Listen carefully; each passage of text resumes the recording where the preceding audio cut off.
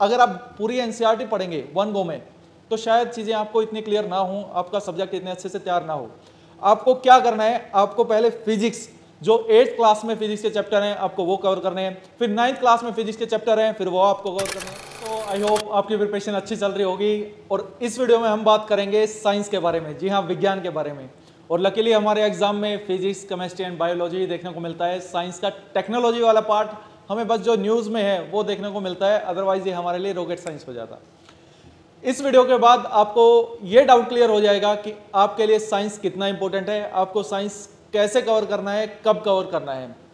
तो चलिए वीडियो को स्टार्ट करते हैं। हाल ही में हमारी करंट अफेयर रिलेटेड वीडियो भी आ चुकी है, हमारी 2 मंथ स्ट्रेटजी वीडियो भी आ चुकी है और जल्द ही आपको साइंस की मैराथन वीडियो भी देखने को मिलेगी। इन सब की पीडीएफ आप हमारे टेलीग्राम चैनल से डाउनलोड कर सकते हैं। साइंस के बारे में अगर बात करें तो साइंस के जो मेन कंपोनेंट्स हैं हमारे एग्जाम के लिए, फिजिक्स, केमिस्ट्री, बायो, इन तीनों को मिला के अभी लास्ट जो एग्जाम हुआ उसमें लगभग 30 क्वेश्चंस आपको देखने को मिले। उससे पहले लगभग 28 क्वेश्चंस देखने को मिले तीनों को मिला के। उससे पहले 34 क्वेश्चंस देखने को मिले, उससे पहले 29 क्वेश्चंस देखने को मिले और उससे पहले 31 क्वेश्चंस देखने को मिले। इन सब बातों का मतलब क्या है? इन सब बातों का मतलब है ऑन एन एवरेज हमारे 30 क्वेश्चंस साइंस वाले पार्ट से आते हैं। अगर मीन्स 120 क्वेश्चंस टोटल, साइंस से 30 क्वेश्चंस, 1/4 आपका साइंस पे डिपेंड करता है आपका सीडीएस का एग्जाम। जिस स्टूडेंट को सीडीएस का एग्जाम निकालना है मीन्स उसकी साइंस पे कमांड होनी जरूरी है। अब बात आती है कि हमको साइंस कवर कहाँ से करनी है। एनसीईआरटीज आपका एक मेजर सोर्स है साइंस को कवर करने का।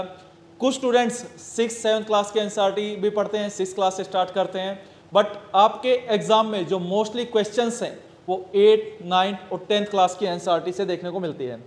अब अगर बात करें तो हमको, अगर आप पूरी एनसीईआरटी पढ़ेंगे वन गो में तो शायद चीज़ें आपको इतनी क्लियर ना हो, आपका सब्जेक्ट इतने अच्छे से तैयार ना हो। आपको क्या करना है, आपको पहले फिजिक्स जो 8th क्लास में फिजिक्स के चैप्टर हैं आपको वो कवर करने हैं, फिर 9th क्लास में फिजिक्स के चैप्टर हैं फिर वो आपको कवर करने हैं, फिर 10th क्लास में आपके जो फिजिक्स के चैप्टर हैं फिर आपको वो कवर करने हैं। इट्स अप टू यू कि आप 6th क्लास से स्टार्ट करना चाहते हैं तो, बट आई विल रिकमेंड कि आप 8th क्लास से स्टार्ट कीजिए और स्मार्टली वर्क कीजिए। एक दो अगर आपके पास टाइम है, आपको लगता है कि मैं बाकी सब्जेक्ट्स कवर कर चुका हूँ या कर चुकी हूँ, तो आप 6th क्लास से आप स्टार्ट कीजिए। अब इसके पीछे लॉजिक क्या है? इसके पीछे सबसे बड़ा लॉजिक ये है कि जब आप 8th क्लास में चीज़ों को पढ़ेंगे वही चीज़ें 50% आपको 9th क्लास में देखने को मिलेगी, तो आपको टाइम कम लगेगा, आपको चीज़ें ज़्यादा अंदर आपके दिमाग के अंदर जाएंगी, ज़्यादा देर तक वो चीज़ें याद रहेंगी। जब आप 9th क्लास का पढ़ लेंगे तो 10th क्लास में आधी चीज़ें उसमें रिफ्लेक्ट होंगी और सेम आधी एड ऑन होंगी। तो ऐसे ही चैप्टर वाइज मैंने आपको बताया कि 8th क्लास में आपको 8th क्लास की एनसीईआरटी पढ़ते हैं तो आपका चैप्टर 11, 12, 13, 16, 17 आपका फिजिक्स से रिलेटेड है। सबसे पहले हम फिजिक्स से स्टार्ट कर रहे हैं और इसमें जो चैप्टर है आपका force, pressure, friction, sound, light, stars and solar system से रिलेटेड। आपका सोलर सिस्टम मोस्ट इंपॉर्टेंट है, आप ज्योग्राफी में भी इस चीज़ को पढ़ते हैं और इन दोनों पे आपको स्टार मार्क कर लेना है। साउंड किस मीडियम से पास होती है, सॉलिड से आपका पास होती है, एयर से पास होती है या वाटर से पास होती है, तब उसकी स्पीड कैसी रहती है। लाइट के जो कॉन्सेप्ट्स हैं, रिफ्लेक्शन, रिफ्रैक्शन, आपका टोटल इंटरनल रिफ्लेक्शन, फर्दर इसके क्या एग्जांपल्स हैं और कनकेव मिरर, कन्वेक्स मिरर, ये वेरियस चीज़ें हैं जो आप मीनवाइल इन चीज़ों में पढ़ते हैं। फर्दर फोर्स का और लॉ ऑफ मोशंस, इन चीज़ों से रिलेटेड हमको पढ़ना है। अगर 9th क्लास की एनसीईआरटी की मैं बात करूं तो चैप्टर 8, चैप्टर 9, 10, 11, 12 वन गो में आपका फिजिक्स दी हुई है। इसमें आपको मोशन करना है, फिर से हम फोर्स पढ़ चुके हैं और लॉ ऑफ मोशन हमको ऐड करना है। आपको फिजिक्स के जो भी लॉ है, न्यूटन्स लॉ, ये चीज़ें भी आपको पढ़नी है। First law, second law, third law, इनका अप्लीकेशन पार्ट आपके एग्जाम में पूछा जाता है कि this is the example of Newton's first law, second law और third law. Gravitation and gravity, इन दोनों में क्या डिफरेंस है आपको अच्छे से पढ़ना है। आपको वर्क, एनर्जी एंड साउंड फिर से रिपीट हो रहा है। अगर बात करूँ 10th क्लास की एनसीईआरटी की तो चैप्टर 9, 10, 11, 12 ये आपको करने हैं फिजिक्स से। लाइट फिर से जो मैंने कॉन्सेप्ट बताया था, रिफ्लेक्शन, रिफ्रैक्शन और आपका TIR, ये आपको करना है। डायमंड इसी बेस पे काम करता है, ये चीज़ें आपको कवर करनी है। ह्यूमन आई पे आपको काम करना है, electricity, magnetic field and electric current. ये थोड़े एड ऑन हो गए आपके कॉन्सेप्ट यहाँ से। और अगर आप ये तीनों क्लास की एनसीईआरटी से फिजिक्स कर लेते हैं तो आप अगर फिजिक्स से 10 क्वेश्चन आते हैं तो आप कम से कम 7 से 8 क्वेश्चन इजीली कर लेंगे। Rest of the 2 to 3 questions आप कहाँ से कर सकते हैं, वो कर सकते हैं आप पीवाईक्यू से, PYQ of the CDS, PYQ of CAPF. ये 2 पीवाईक्यूज आप करके चले जाते हैं ना, आपका एग्जाम कोई रोकने वाला ही नहीं है। आपको अच्छे से इन पीवाईक्यूज को कवर करना है और उनको कवर करवाने की जिम्मेवारी हमारी है। अब नेक्स्ट अगर बात करें तो केमिस्ट्री की, केमिस्ट्री के फिर से 8 क्लास से हम स्टार्ट करते हैं। तो कौन कौन से चैप्टर्स हमारे लिए इंपॉर्टेंट है, चैप्टर 3, 4, 5, 6, 18, इसमें क्या क्या हमको पढ़ना है। सिंथेटिक फाइबर्स, प्लास्टिक की टाइप, स्टार मार्क कर लेंगे मेटल्स नॉन मेटल्स पे, इन पे क्वेश्चंस आपको पूछा जाता है, कौन सा एसिडिक नेचर का कौन सा बेसिक नेचर का है। अब देखेंगे कोल और पेट्रोलियम इन दोनों में क्या डिफरेंस है, फर्दर कंबस्चन, फ्लेम, और नेक्स्ट हमारा पोल्यूशन, एयर और वाटर से रिलेटेड। यहाँ से आपके इन्वायरमेंट के कॉन्सेप्ट भी निकल के आते हैं कि हमारा जो prevention of air pollution act है, prevention of water pollution act है, वो कब बना, वो किस चीज़ से रिलेटेड था, कौन कौन सी डिजीज इन चीज़ों से होती है, ये आपको कवर करना है। इसके अलावा केमिस्ट्री में आप पढ़ेंगे 9th क्लास में चैप्टर 1, 2, 3, 4, इसमें मैटर जो हमारे पास है क्या, और अनदर मैटर से रिलेटेड, एटम से रिलेटेड, मॉलिक्यूल से रिलेटेड, दोनों में क्या डिफरेंस है, और structure of matter, structure of atom, atom से रिलेटेड किस किस की थ्योरीज हैं, अलग अलग थ्योरीज आप पढ़ेंगे, वो थ्योरीज आपको याद होनी चाहिए, वो आपके एग्जाम के लिए मोस्ट इंपॉर्टेंट है। क्लास 10 के एनसीईआरटी में आप पढ़ेंगे केमिस्ट्री के लिए चैप्टर 1, 2, 3, 4, 5, फर्स्ट 5 चैप्टर्स आपके लिए इंपॉर्टेंट है। इसमें सबसे इंपॉर्टेंट आपका एसिड, बेस एंड साल्ट है, further metal, non metal, carbon and it's compounds, और पीरियोडिक टेबल्स। पीरियोडिक टेबल्स भी आपको अच्छे से, इसके एलिमेंट्स आपको पढ़ने हैं, कौन सी इनर्ट गैसेज होती हैं ये भी आपको पढ़ना है, कौन से मेटल्स हैं, कौन नॉन मेटल है, कौन मेटलॉइड है, आपको अच्छे से कवर करना है।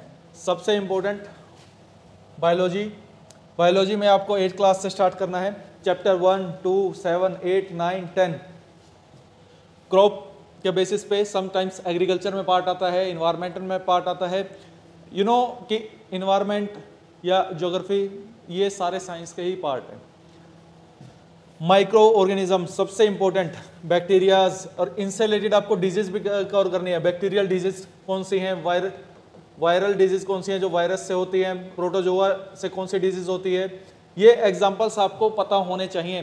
प्लांट रिलेटेड डिजीज भी आपको पता होनी चाहिए, ह्यूमन रिलेटेड डिजीज भी आपको पता होनी चाहिए, तो ये चैप्टर्स आपके कवर करवाएंगे। Conservation of plant, most important cell, cell से गारंटीड हर साल एवरी पेपर में आपसे 2 क्वेश्चंस पूछे ही पूछे जाते हैं सेल से रिलेटेड, जो सेल के कंपोनेंट्स हैं उनसे रिलेटेड, सेल के कंपोनेंट्स के फंक्शंस हैं उनसे रिलेटेड।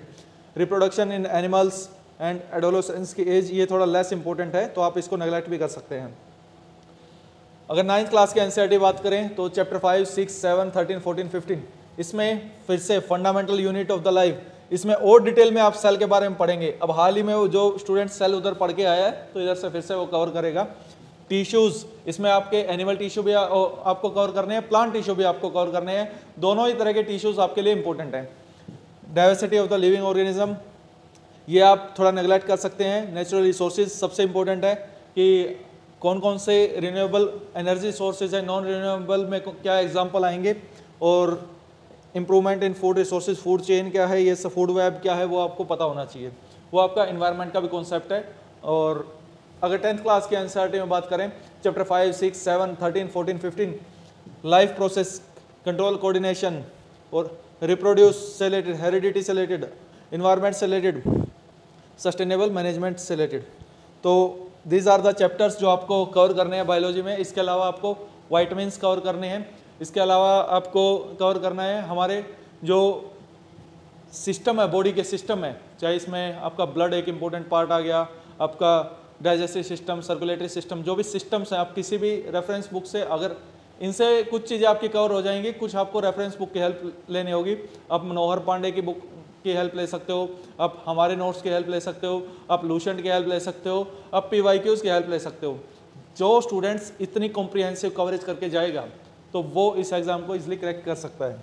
और अगर बात करें कि ये 2 मंथ्स प्लान में भी हमने डिटेल में डिस्कस किया है कि हमको किस चीज़ को कितना टाइम देना है। इनिशियली अगर कोई स्टूडेंट 4 डेज फिजिक्स को देता है, प्लस 4 डेज केमिस्ट्री को देता है, 4 डेज बायो को देता है, तो 12 दिन में, और ग्रेस पीरियड 1 दिन का लें तो 13 दिन में एक रीडिंग उसकी हो जाएगी। कैसे 40 डेज में एक रीडिंग हो सकती है, नेक्स्ट 20 डेज में 2 रीडिंग पॉसिबल है, मीन्स आप एग्जाम तक कम से कम 3 बार साइंस को कवर कर सकते हैं, और 2 मंथ्स की स्ट्रेटजी वीडियो आपको ये चीज़ें बताने में हेल्प करेगी। तो आज के लिए इतना ही रखते हैं। Thank you so much and all the best for your preparation. जल्दी मिलते हैं नेक्स्ट वीडियो में।